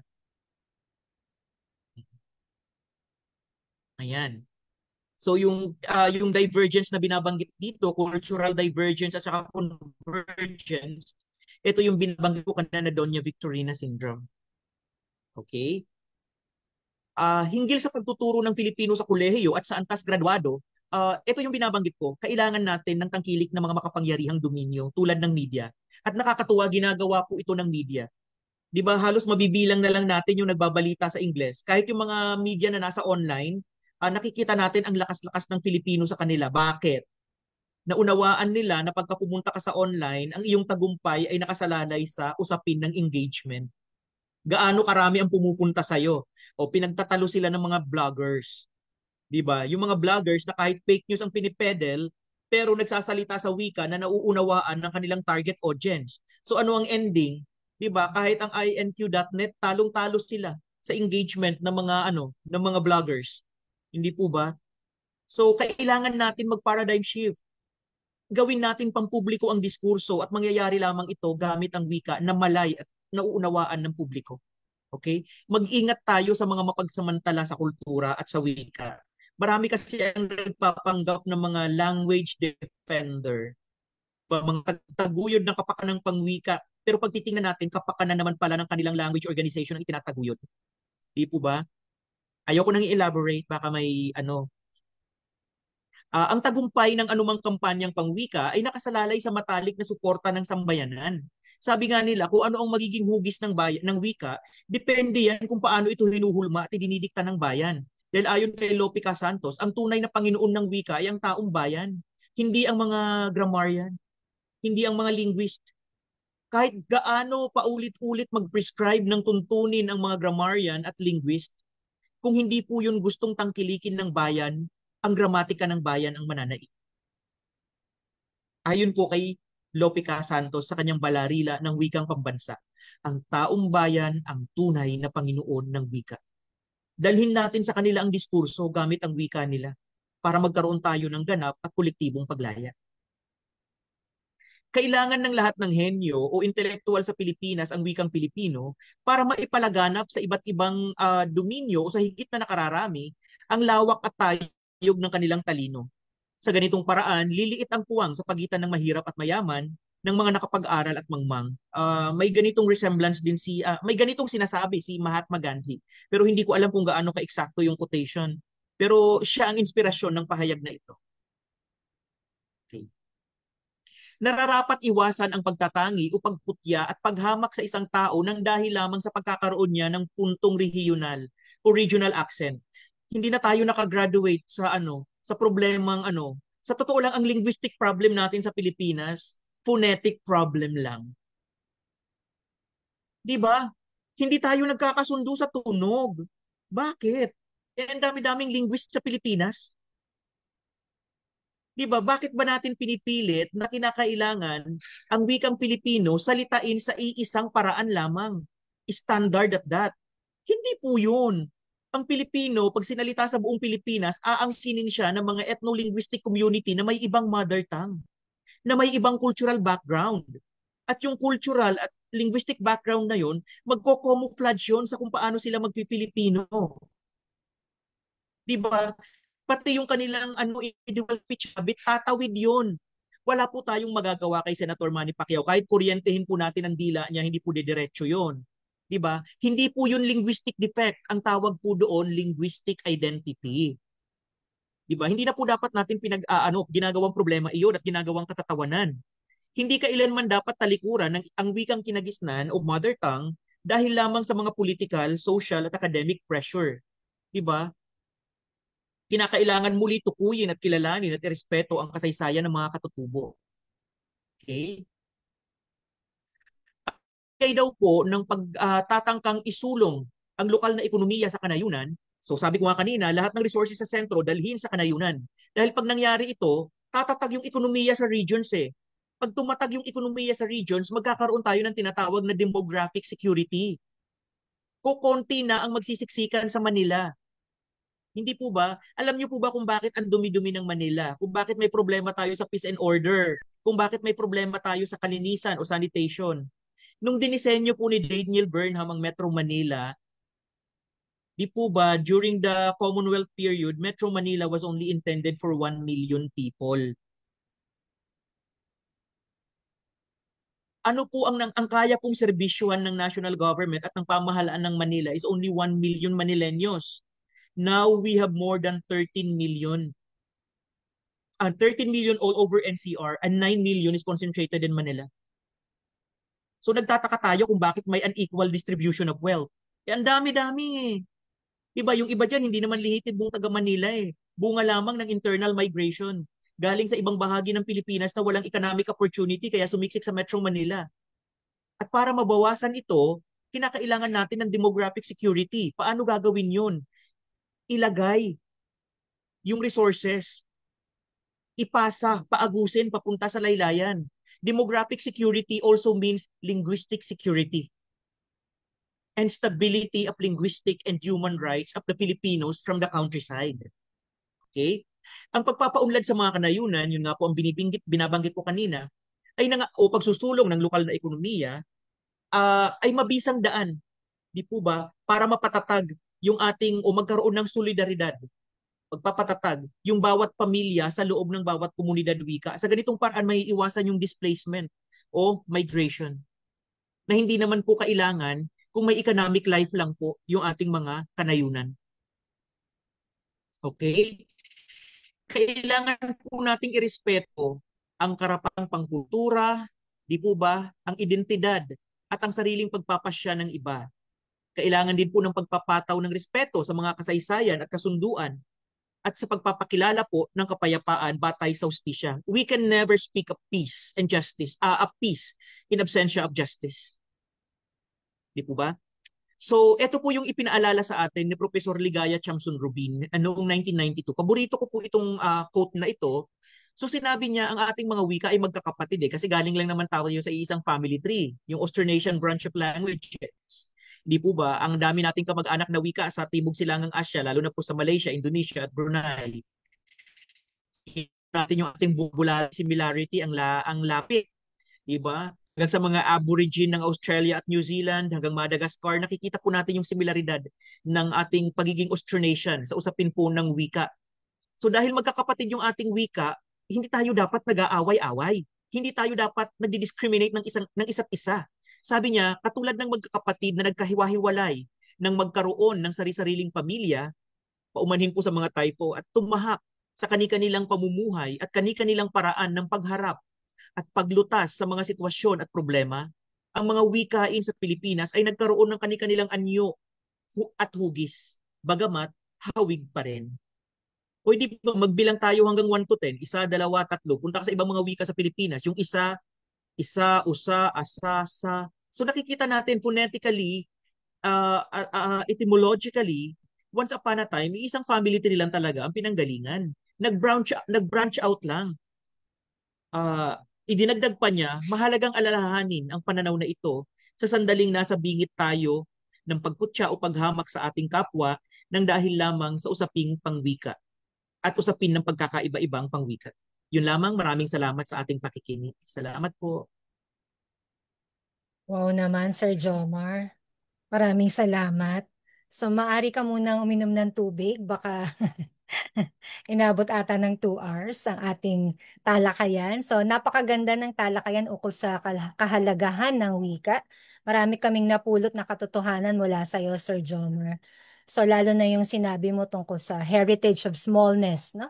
So, minsan iniisip ng mga Pinoy, maliit tayo kaysa sa mga Westerner, pero hindi dapat ganon yung ating pag-iisip, no? Isa yan sa mga napulot kong personal, no, sa ating talakayan. Isa pa yung palakasin, syempre, ang pagtuturo ng Filipino, no? So, ikaw ay part ng ating Department of Filipinology or Departamento ng Filipinolohiya sa PUP. So, alam natin na iyan ay iyong advokasya kasama ng ating mga kaguruan sa Departamento ng Filipinolohiya. Isa pa ay ang ating pagkakaiba ay parte ng ating identidad bilang Pilipino.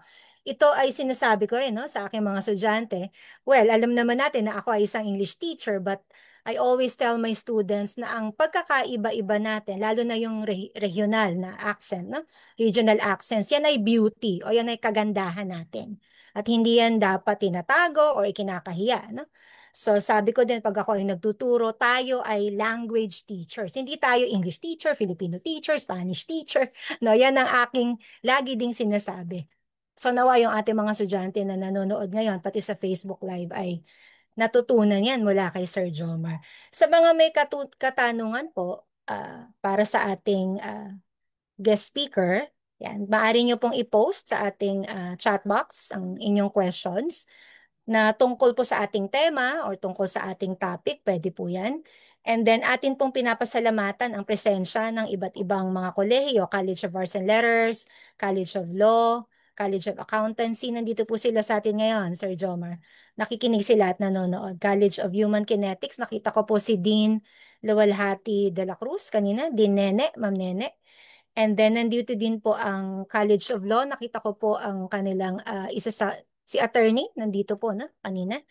And then sa OVP SAS administrative officials po, nakita ko sila kanina. PUP Bataan Campus, PUP Bansud Campus, National Teachers College, PUP Pulilan Campus, UCCA na parte din po ng PUP, at ang Laboratory High School, the principal, Ma'am Christine Del Rosario, nakasamahan namin ni Sir Jomar noong kami nagsisimula sa PUP. Ayan, meron po bang question sa chat box? Ayan. Sir Bon, may question ka po ba tungkol sa topic o sa tema? Yes po, meron po. Muli po, sa isang magandang umaga po sa lahat. Maraming salamat po sa napaka-lalim na pagtalakay na ibinigay sa atin ni Ginoong Kanyega.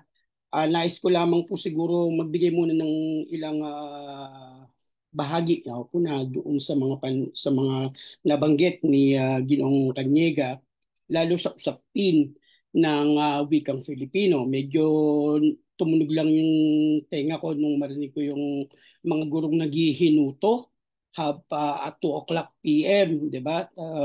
At nagkaroon din po ako ng magandang ideya dun na eye-opening dun sa ideya na hindi natin na ituturo ang mga filosofiya natin, di ba? Na andoon yung mga ibinigay ninyong obserbasyon, mga bagtikang manulat. Napakagaganda po ng mga lahat ng ito. Pero ang lahat ng ito po ay isusuma ko lang sa isang universal na problema. At ito po ay ang sistemang pang-edukasyon natin. Dahil alam naman po natin lahat nandirito, 99% ng sistema ng ating edukasyon, lahat ng kurso natin, 'di ba? Minsan nga naging tudyuan pa natin sa PUP, pinakamalupit na subject sa PUP ay ang Philippine Literature in English. Pinakamalaking kabuuan 'yun, 'di ba? Pero yung ideya po na ang suliranin natin ay sistematiko sa isang napakalaking makinarya na hindi naniniwala sa pagkipilipino natin. Di ba? Dahil mapupuna po natin, tinatanggal ang disenyo ng ating sistema pang-edukasyon, lumikha ng mga estudyanteng magiging bahagi ng lakas paggawa.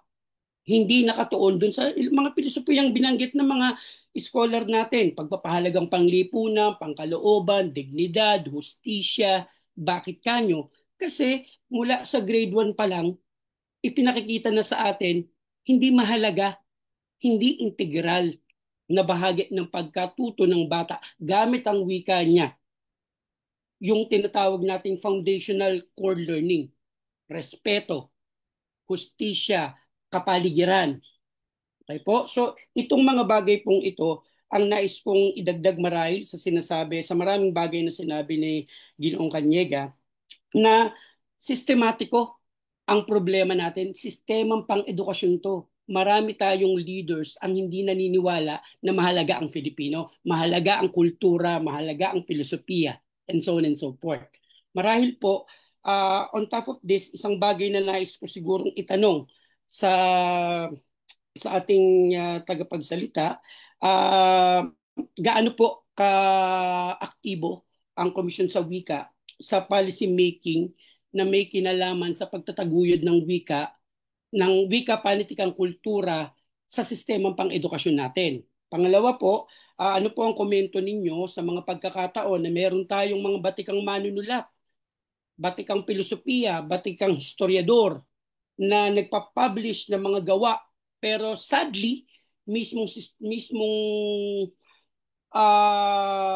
opisyang pag-gobyerno pa, mismong taong gobyerno pa, mismong tayo pa mismo yung nagre-red tag sa mga gawain ito na tama ho kayo, napakagaganda ng sulat ng mga manunulat natin ito. Binigyan niya ang isang manunulat natin, nilentehan niya ang panahon ng martial law.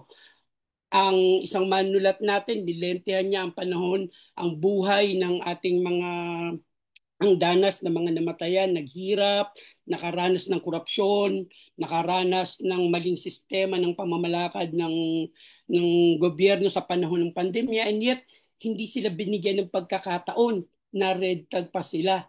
Nais ko po sanang marinig ang bahagi ng ating tagapagsalita. At sa huling tanong ko, sir, bilang isang PUP yan, ano po ba ang gampanin natin bilang PUP yan kapag tayo po ay nakakakita, worse, nagiging bahagi ng sistematikong inustisya sa edukasyon, lalo't higit inustisya sa pakikipagkapwa natin.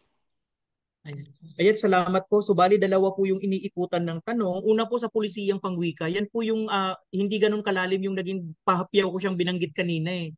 Yung binanggit ko yung saligang batas ng 1987, sinuhayan ng RA 7104, sinuhayan pa ng EO 335, pero hindi naman kasi kami binibigyan ng regulatory power.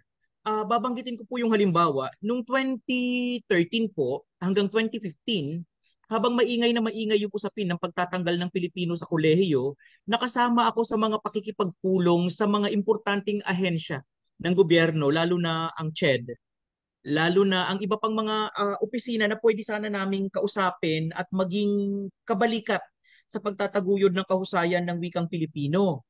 Uh, sa isang pagkakataon, ang nasaksihan ko po, sinabihan lang kami, uh, by which or by what authority are you dealing with us? Kasi nabasa po namin ng inyong RA, wala naman po kayong regulatory power. So, boom.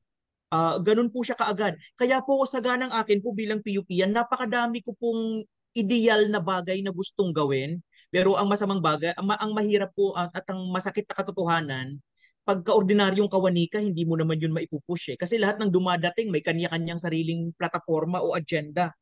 Uh, Bagamat sana nakakatuwa na sa usapin ng pulisiya, halimbawa, nung ibinalik namin ang gamit ng baybay ng pangalan ng bansa from F to P, inadapt po yun at tinanggap ng DepEd.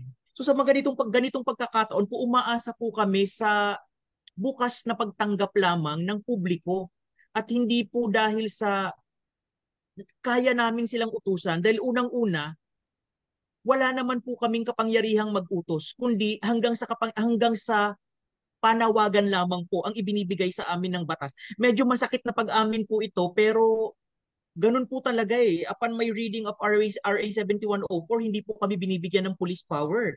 Kahit po pagdating sa EO 335 na iniakda ni dating Pangulong Aquino. So, yun po sir, bagamat napakaganda po sana na sa usapin ng pulisiyang pangwika, sa pumanhin po. 2010 po natin sinimulan ng MTB-MLE hanggang sa nalusaw na siya nung nakaraang taon. Ibig sabihin, Education Act of 2013, formal siyang ni-recognize. More than 10 years po siya in practice. Pero hindi po natin natuhog o nagawan ng ortografiya yung lahat ng wika sa Pilipinas. So kanina binabanggit ko sana magkaroon tayo ng ang bawat wika ay usapin ng representasyon.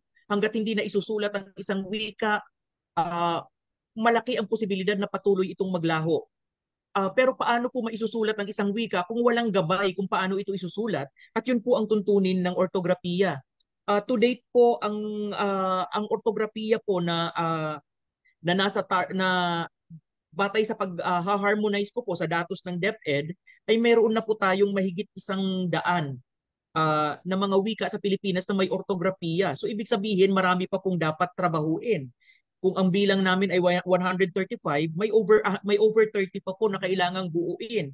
At yung mga ortografiya po na ang dami-dami na hindi dumaan sa KWF, kailangan po iyong muling suriin. Marami po kasing ortografiya ang gumawa ay mga pribadong entidad. So ginawa po ito ng SIL. So sa sa kasamaang palad, hindi po natin ito kakikitaan ng tinatawag natin na pag-empower o pagrespeto sa komunidad. So talagang platonic na description ng wika lamang ang kanilang ginawa. So ganitong mga pulisiya po sana ang gusto kong tumbukin, pulisiya na nagbibigay ng representasyon sa lahat ng wika sa Pilipinas. Pero I can only say so much and do so much. But at the end of the day, actually, siguro kung nababalitaan ng iba, isa ito sa mga dahilan kung bakit popular ako lagi sa KWF. First few years ng bagong administration. Pero kalagitnaan o towards the end, outside na kulambu na ako, madali po kasi akong ma-frustrate pagka po yung mga magagandang bagay para sa wika ay hindi nagagawa. So yun po yung sagot ko sa unang katanungan. Nakakalungkot lang po kung nawala ako sa tawag dito. Na hindi ako decision maker at hindi ako policy maker at that. Kasi ang policy maker po namin ay eksklusibo sa kalupunan ng komisyoner. So sa pangalawang tanong, uh, nakalulungkot po na nangyari itong hinggil sa pag-red tag. So naniniwala po ako na lahat ng dakilang obra, dakilang panulat ng ating mga manunulat ay dapat po talagang mailathala.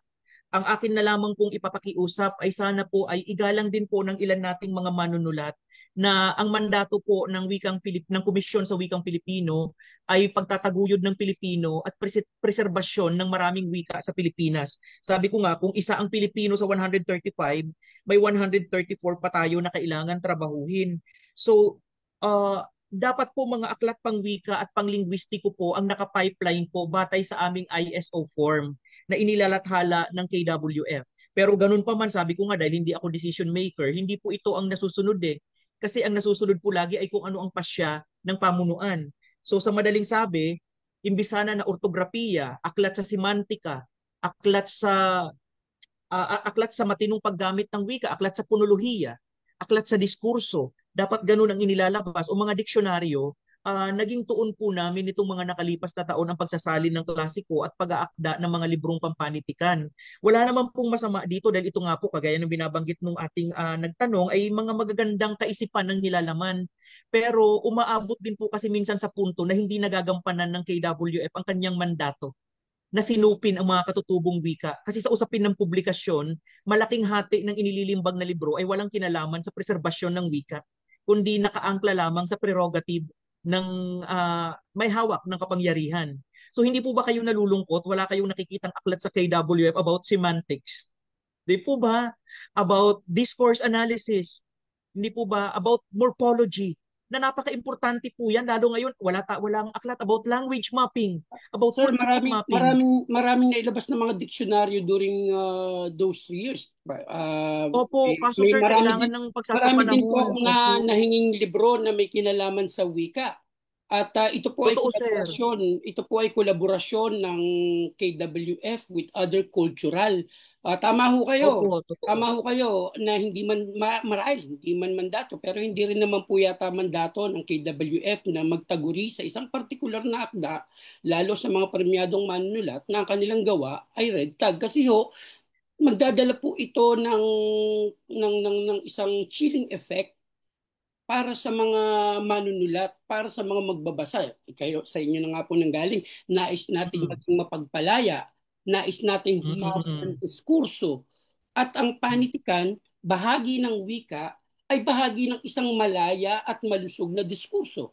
At kung magkakaroon tayo ng agam-agam dahil magkakaroon ng red tagging, dahil alam naman natin gaano kakritikal ang administrasyong ito at ang nakaraang administrasyon. Presidency sa mga usapin ng mga grupong makakaliwa, then we're putting our writers in a situation na imbes na lumikha sila, lumente sila sa danas ng ating mamamayan, ma-empower natin sila, makita nila yung korupsyon, makita nila yung katiwalian, makita nila yung dapat nilang gawin if they will be red tag. Again, kinikilala ko po ang inyong pahayag na Tama. marahil ay hindi direkta na bahagi ng mandato pero definitely hindi mandato ng KWF at marahil ng iba pang mga grupo na ang mga akdang pampanitikan ng mga batikang manunulat. Yung iilan na matatanda na tong mga to eh.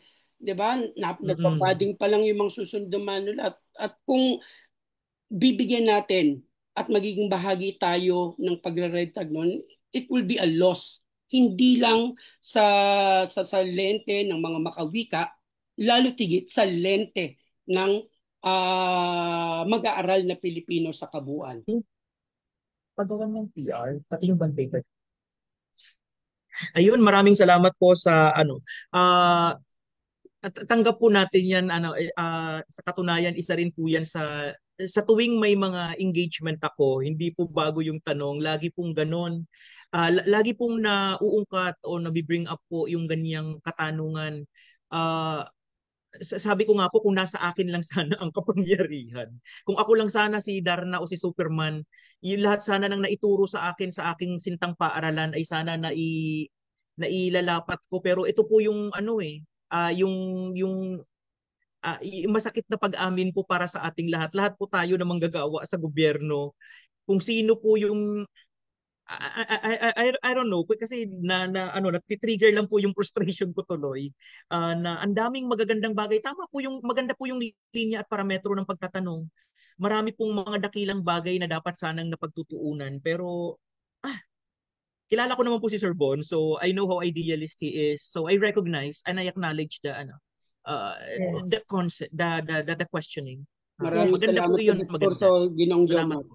Yes, sir. Opo, Napakaganda salamat. naman talaga ng diskurso at saka natutuwa kaming makinig, ano? Kasi hindi laging naririnig yung mga ganitong idea, lalo na kung yung webinar naman ay hindi naman tungkol sa intelektualisasyon ng Pilipino, no? Kaya nga Tama. pinili namin na ikaw ang kunin namin, Sir Jomar. Kasi sabi namin kailangan din natin ng tagapagsalita mula nga sa KWF. At proud kami, no, na mga PUP yan, na merong PUP yan sa KWF, no? Na magtatanggol sa kung ano man tungkol sa lahat na tungkol sa wika. Sa mga estudyante po natin, may we invite our students po? Meron ba kayong tanong kay Sir Jomar? Hindi natin araw-araw kasama si Sir Jomar. Would you believe po matagal na kaming hindi nakikita ng personal ni Sir Jomar? Baka po isang dekada na ata.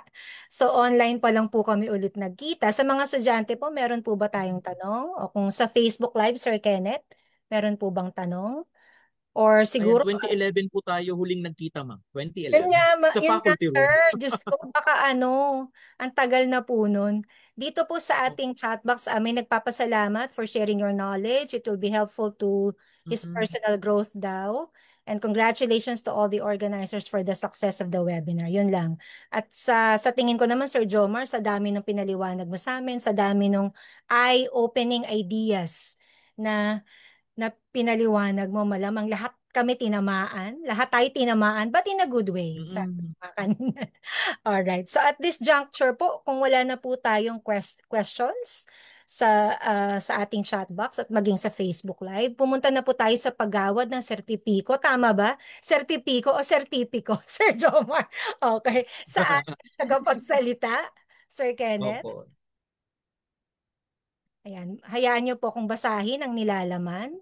So mula sa tanggapan ng pangalawang Pangulo para sa ugnayan at serbisyong pang-mag-aaral at sa tanggapan ng ugnayan sa alumni at pagpapaunlad ng karera, ang sertipiko ng pagkilala ay iginagawad kay Ginoong Jomar Inocando Cañega bilang pagkilala sa kanyang napakahalagang kontribusyon bilang tagapagsalita para sa Baliksinta webinar series na may pamagat na paglinang sa Filipino at katutubong wika, makasaysayan sa pagkakaisa ng bansa na ginanap ngayong Agosto 18, 2025 sa pamamagitan ng Zoom. Ang kanyang kaalaman at pananaw ay lubos na nakapag-ambag sa katagumpayan ng gawain na ito at nakapagpalawak ng karunungan ng mga kalahok. So lubos na pinahalagahan ang kanyang dedikasyon sa pagbabahagi ng kanyang kaalaman sa akademiko at profesional na pagpapaunlad ng mga kalahok mula sa sintang paaralan. Ito ay pinirmahan ng aming direktor, Engineer Florinda H. Oquindo, na ngayon ay ang top level management po kasi ay meron ngayong activity kaya hindi po natin sila kasama. Ngunit sila ay lubos na nagpapasalamat sa iyo, Sir Jomar. Kasama ng ating pangalawang Pangulo para sa ugnayan at serbisyong pag-mag-aaral, si Sir Tom O. Testor. So mula sa aming lahat sa PUP, maraming salamat, Sir Jomar, sa pagpapaunlak sa aming imbitasyon na maging tagapagsalita ngayong araw. Para Maraming salamat din po. Opo, para naman po sa ating evaluation, Sir Kenneth, maaari pong ilagay ang evaluation link sa